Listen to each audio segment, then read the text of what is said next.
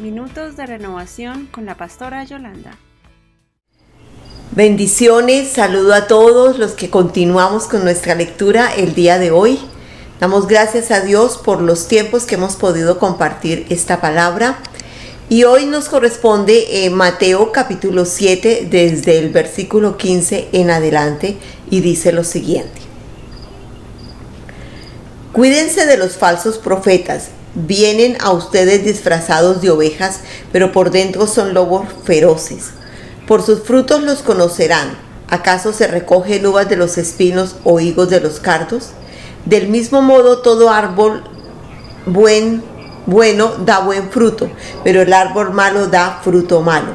Un árbol bueno no puede dar fruto malo y un árbol malo no puede dar fruto bueno. Todo árbol que no da buen fruto será cortado y se arroja al fuego, así que por sus frutos los conocerán.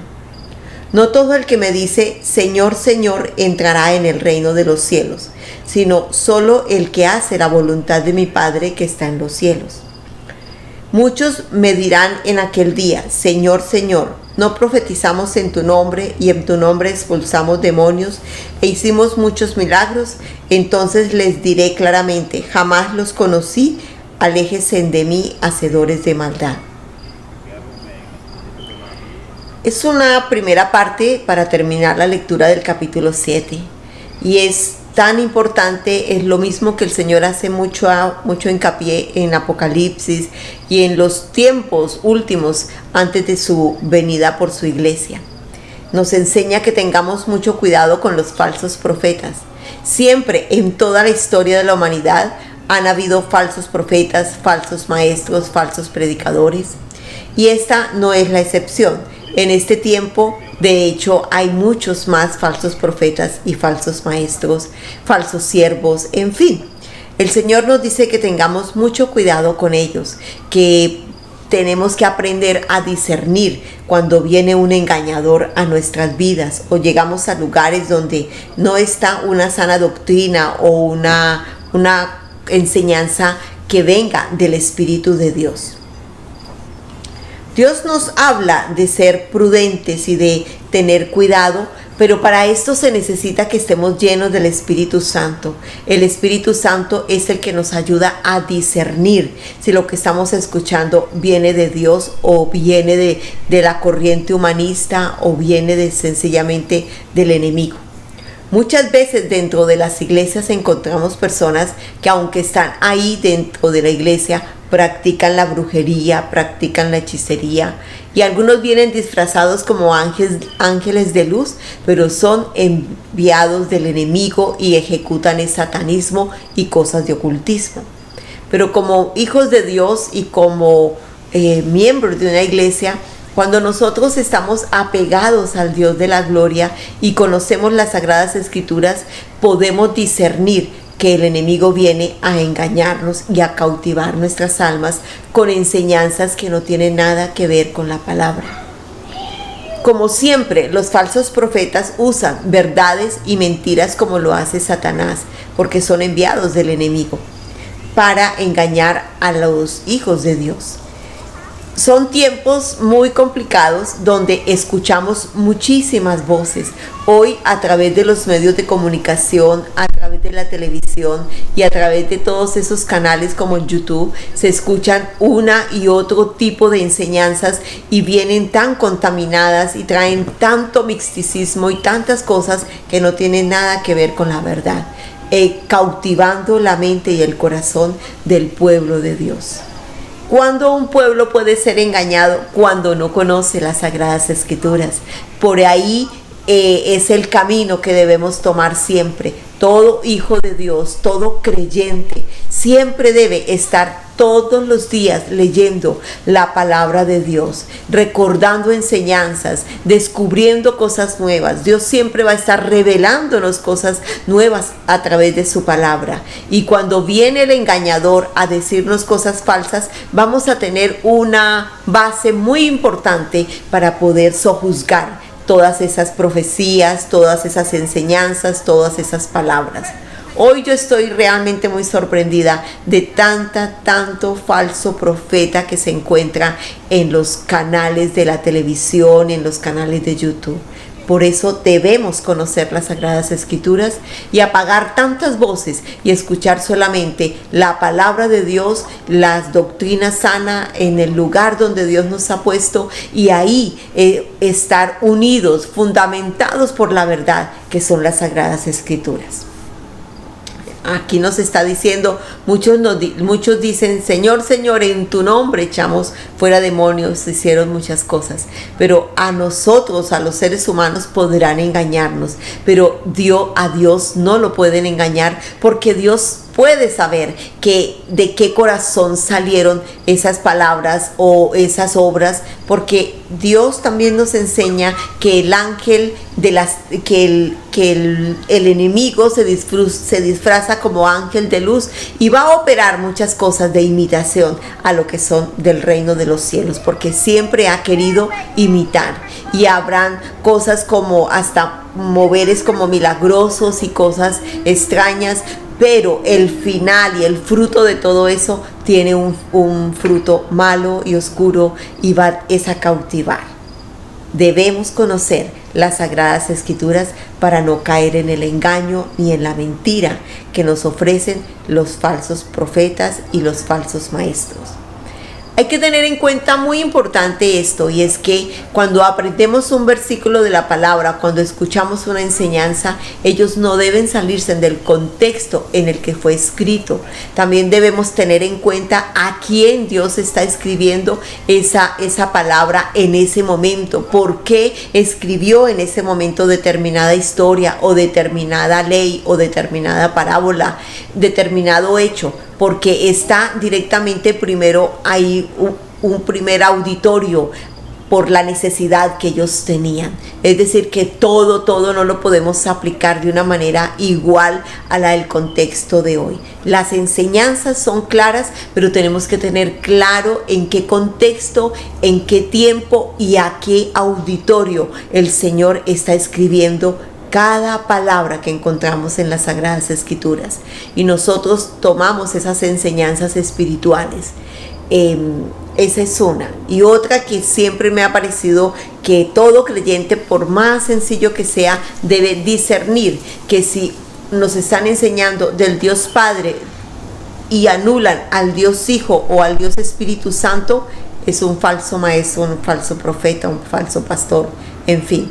Pero si están anulando alguna de las tres personas de la Trinidad, ahí ya empieza a fallar, como los que enseñan que solo es Jesús y anulan al Dios Padre y al Dios Hijo, los que enseñan que solamente está el Padre y anulan al Hijo y al Espíritu Santo, los que enseñan que solo está el Dios Padre y el Dios Hijo y anulan al Espíritu Santo o anulan a Jesús.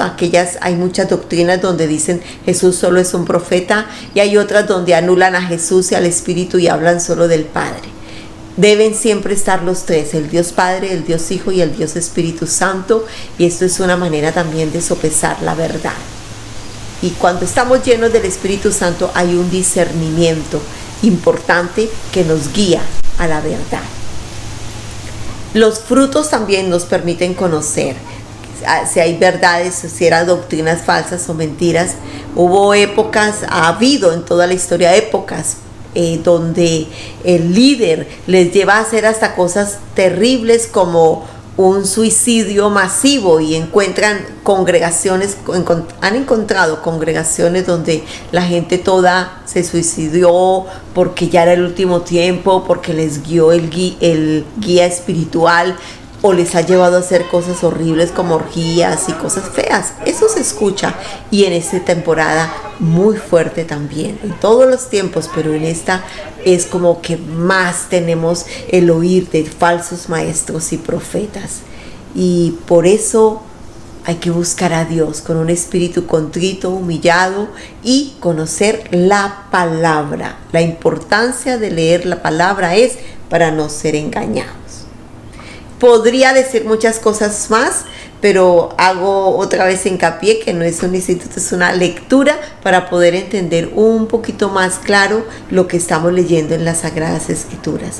Continuamos con el versículo 24 en adelante y dice: por tanto, todo el que me oye estas palabras y las pone en práctica es como un hombre prudente que construyó su casa sobre la roca.